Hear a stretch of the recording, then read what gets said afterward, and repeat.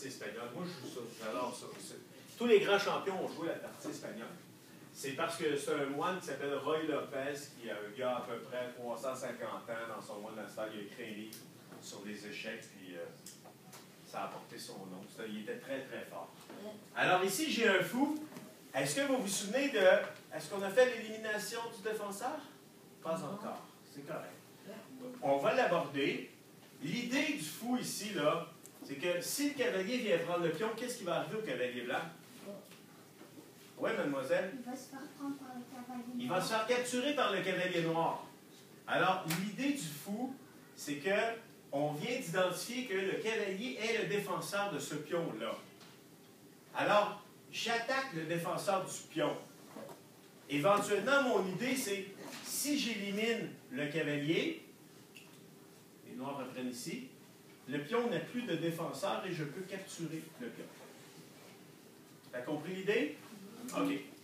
C'est pas si simple que ça, là, parce que, évidemment, il y a plein de trucs, mais ce que je veux que tu retiennes, c'est que si les noirs, par exemple, décident tout de suite de protéger le pion avec une autre pièce que le cavalier, la conséquence est que... Qu'est-ce que j'ai ici? Non. J'ai un clivage absolu. J'ai un cavalier qui ne peut pas bouger parce que la pièce arrière du clivage est le roi. Et c'est un clivage absolu lorsque la pièce arrière du clivage est le roi.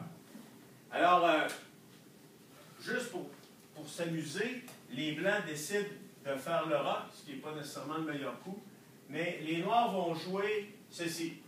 Qu'est-ce que les noirs viennent de faire? Oui?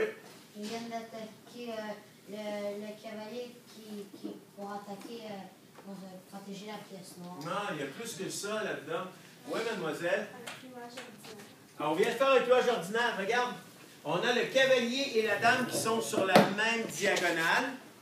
Alors, ce n'est pas la pièce avant du clouage est le cavalier, la pièce arrière, c'est la dame. Alors, puisque ce n'est pas le roi, la pièce arrière du clouage, on a un clouage ordinaire ou un clouage relatif.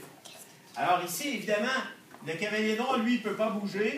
Ici, le cavalier blanc, lui, il peut bouger.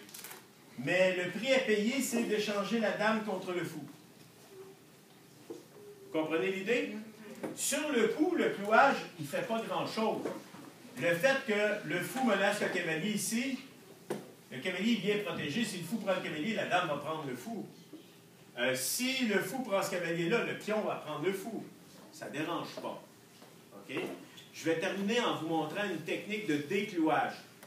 OK? Facile. Une fois que les blancs ont roqué, plutôt que d'aller faire un clouage ordinaire, avant que j'entre là-dedans, tu as une question pertinente? Mais pourquoi on attaquerait le pion? Pourquoi on attaque le pion? Pour gagner du matériel?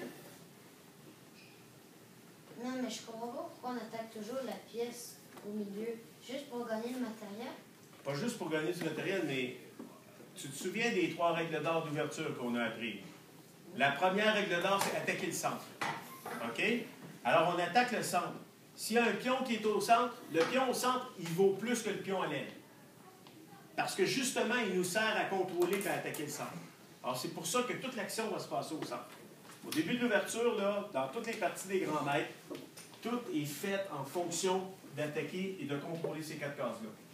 Alors ici, j'ai joué mon pion, les blancs viennent de faire le roc, on a un clouage sur le cavalier. Les noirs, ils détestent avoir le clouage sur le cavalier. Ils décident de briser le clouage, ils ont juste à mettre le fou ici. On appelle ça une technique de déclouage. Ici, le cavalier, il n'est plus cloué. Parce que la pièce arrière, elle est protégée, et la pièce arrière, c'est un fou. Alors, j'ai un fou qui attaque, puis la pièce arrière, c'est le fou. Alors, j'ai plus de clouage. Regarde, le cavalier, il peut jouer. C'est quoi le problème? Fou prend fou, cavalier prend fou. J'ai fait quoi? Un échange équitable. Un échange équitable. Alors, cette méthode-là, si le clouage il vous embête vraiment, que vous avez absolument besoin de jouer votre cavalier pour votre stratégie, ou pire, que votre cavalier peut être menacé par un pion qui va venir s'avancer, puis là, il ne pourra pas bouger parce qu'il est sur un clouage absolu. Une technique, c'est de déclouer comme ça. Alors, à ce moment-là, tu vas pouvoir jouer ton cavalier au prochain coup, il n'y aura pas de problème. Ça va pour tout le monde? Oui. Les exercices vont être faciles. Tu as juste à reconnaître le clouage et à faire le clouage. Plus tard, je vous apprendrai comment exploiter une pièce qui est clouée. Mais sachez que quand tu cloues une pièce, là, ne va pas la capturer le coup d'après si la pièce est encore clouée. C'est un avantage d'avoir une pièce qui est clouée. Toi, ta pièce n'est pas clouée, elle peut bouger, elle peut faire ce qu'elle veut. Lui, ton adversaire, c'est fatigant, la pièce, elle ne peut pas bouger. Fait que laisse le clouage là, puis développe tes autres pièces, puis essaie d'attaquer. Alors, on joue aux échecs, on se